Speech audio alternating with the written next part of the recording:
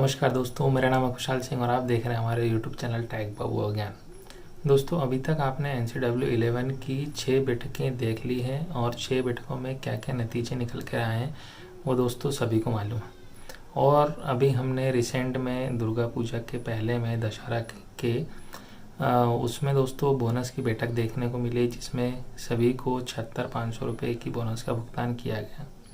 दोस्तों, ये 76,500 जो बोनस है वो सिर्फ नॉन एग्जीक्यूटिव कैडर के लिए है और एग्जीक्यूटिव कैडर के लिए PRP का भुगतान की प्रक्रिया चालू है।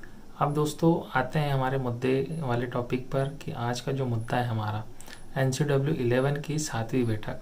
NCW11 की 7वीं बैठक क्यों नहीं हो रही है और क्या कारण है, यह कब तक होगी, किस कारण से वो रुकी हुई है, ऐसा कौन सा मुद्दा बीच में आ रहा है कि NCW11 की 7वीं बैठक का आयोजन नहीं हो पा रहा है, यही दोस्तों हम इस वीडियो में जानेंगे। इसलिए दोस्तों वीडियो में अंत तक जरूर बने रहें ताकि आप तक हम वो जानकारी पहुंचा सकें। यदि दोस्तों आप हमारे चैनल पर नए हैं तो चैनल को सब्सक्राइब करना ना भूलें और इस वीडियो को, इस जानकारी को औरों के साथ भी शेयर जरूर करें ताकि उन तक भी ये जानकारी पहुँच सकें। यदि कोल इंडिया से संबंधित आप कोई और जानकारी जानना चाहते हैं तो उसे कमेंट बॉक्स में टाइप करके पूछें, हम आप तक वो जानकारी पहुंचाने का प्रयास जरूर करेंगे। चलिए दोस्तों वीडियो को शुरू करते हैं।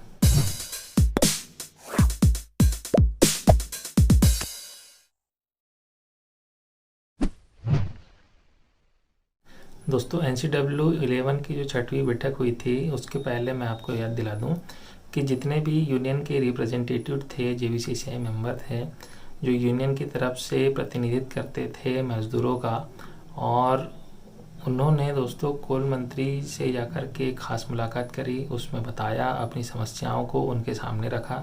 और दोस्तों कोल मंत्री ने ये कोयला महासचिव को स्पेशल इंस्ट्रक्शन दिए थे कि नेक्स्ट जो बैठक होगी NCW6 उसको दोस्तों बिना किसी ब्रेक के चलाया जाए। आपने देखा भी होगा दोस्तों कि जो NCW6 की जो बैठक थी वो काफ़ी लंबे दौर तक चलती रही और दोस्तों हम उम्मीद भी ये कर रहे थे कि उस बैठक में कोई ना कोई डिसीजन निकल करके ज़रूर आ जाए। दोस्तों मुद्दा अड़ा हुआ है सिर्फ MGB में कि हमको जो नॉन एग्जीक्यूटिव कैडर के जो एम्प्लॉय हैं, गैर अधिकारी कर्मचारी, वो उनको कितना मिनिमम गारंटी बेनिफिट मिले, मतलब कितनी बढ़ोतरी उनके वेतन पे देखने को मिले, इस मुद्दे पर चर्चा की गई। अब दोस्तों मैं आपको बता दूं, यूनियन रिप्रेजेंटेटिव जो थे, जो हमारी तरफ से मैनेजमेंट के सामने प्रस्ताव रख रहे थे कि इस बार जो NCW11 है उसमें मजदूरों को कम से कम 50% की वेतन वृद्धि देखने को मिले। लेकिन दोस्तों कुछ क्राइटेरियाज रहते हैं जिसके कारण ये फुलफिल नहीं हो पाया और मैनेजमेंट ने शुरुआत करी 3% से, जैसा कि वो पिछले दौर से शुरू करती आ रही थी। दोस्तों तीसरी बैठक में वैसे मैनेजमेंट ने 5% तक अपना प्रस्ताव रखा था, लेकिन दोस्तों उसके बाद में चौथी पाँचवीं में हमको ये देखने को मिला कि उन्होंने एकदम से पलटवार करके सिर्फ 3% ही प्रस्ताव रखा। लंच के बाद दोस्तों बैठक फिर से शुरू हुई और उस बैठक में कंटिन्यूसली मुद्दों पर चर्चा की गई।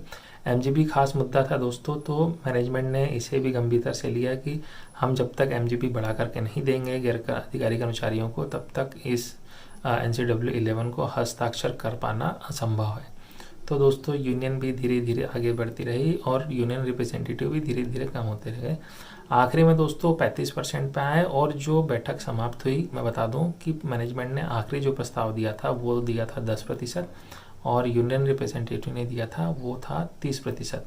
अब दोस्तों यूनियन रिप्रेजेंटेटिव 50 से 30% में आ गए और मैनेजमेंट जो थी वो 3% से 10% पे आ गई और दोस्तों फिर सहमति नहीं बन पाई तो उस मीटिंग को वहीं पे समाप्त कर दिया है। अब दोस्तों आते हैं हमारे जो NCW11 की 7वीं बैठक है उसका आयोजन क्यों नहीं हो रहा, क्या कब होगा, किस कारण से NCW11 की जो 7वीं बैठक है वो रुकी हुई है।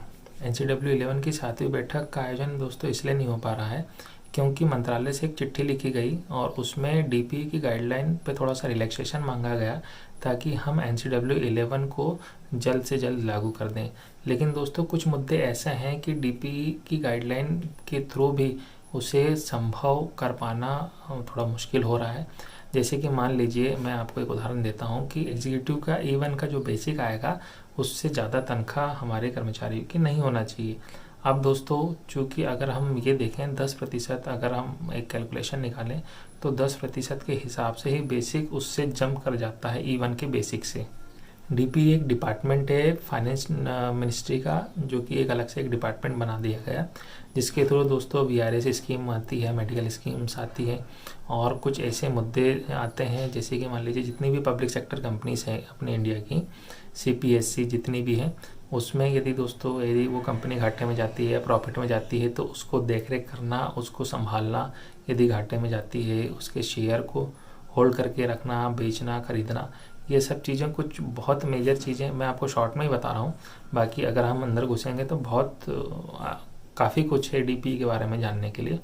तो आप इतना ही मान लीजिए कि हमारी जो इंडस्ट्री है, कोल इंडस्ट्री, उसके जो वेतन समझौता है वो भी उससे प्रभावित होता है। हमारी कोल इंडस्ट्री नहीं, इवन जितनी भी पब्लिक सेक्टर कंपनी, जैसे आपने रिसेंट में लास्ट ईयर आपने देखा होगा सेल का वेतन समझौता भी दोस्तों डीपी की गाइडलाइन के थ्रू ही समझौता पास हुआ। और सेल में जो 10 वर्ष का जो वेतन समझौता हुआ वो भी डीपी की गाइडलाइन के थ्रू था।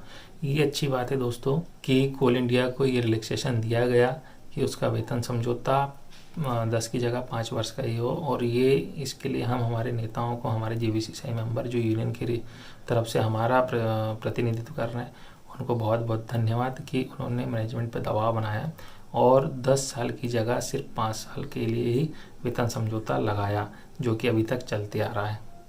अब दोस्तों जब तक डीपी के गाइडलाइन पर रिलैक्सेशन नहीं मिलता है तब तक दोस्तों वेतन समझौता लागू हो पाना थोड़ा सा कठिन है।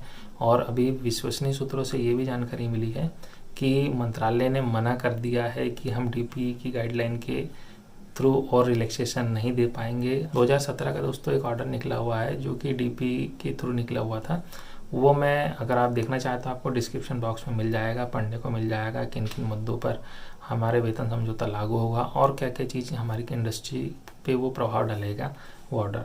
आज की वीडियो में दोस्तों इतना ही, और कुछ अगर जानकारी हमारे पास आएगी तो हम आपको इसी तरह वीडियो बना करके आप तक वो जानकारी पहुंचाते रहेंगे।